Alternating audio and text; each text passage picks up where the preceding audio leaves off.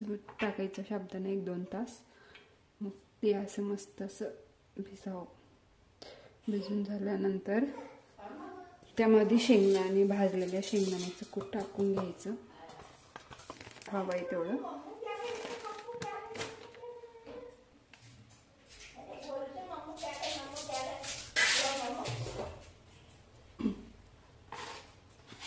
हे झाल्यानंतर मिरची आणि आलू बटाटा तुम्हाला जे हवा असेल तर आलू घालायचं, नाही म्हटलं स्किप करून द्यायचं. सो कसं करायची खिचडी पुढे बघेल तुम्ही. तेल टाकून घ्यायचं.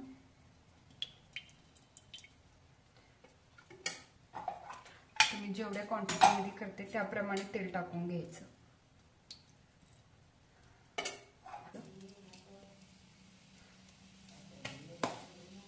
जिरं मस्त तडतडू द्यायचं तेलामध्ये, खमंग वास येतोय जिऱ्याचा. आपल्याला बटाटा टाकून घ्यायचं.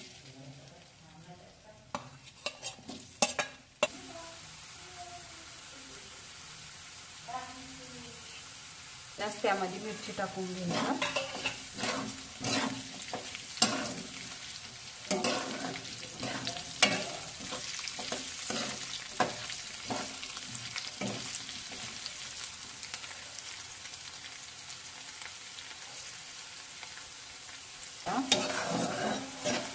त्यामध्ये साबुदाण्याचं मिश्रण टाकून द्यायचं.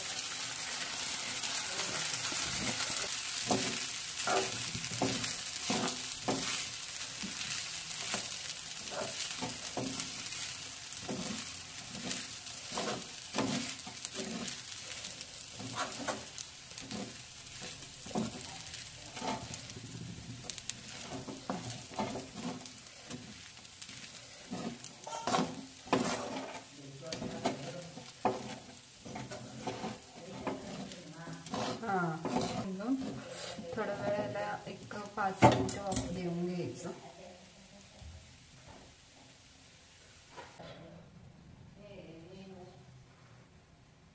नंतर चेक करायचं. मस्त असं खिचडी तयार आहे. सो मस्त असं दही खिचडी तयार आहे. बघा तुम्हाला कसं वाटते हे पद्धत. अशा पद्धतीने तुम्ही पण खिचडी करून बघा. सो तुम्हाला पण नक्कीच आवडेल.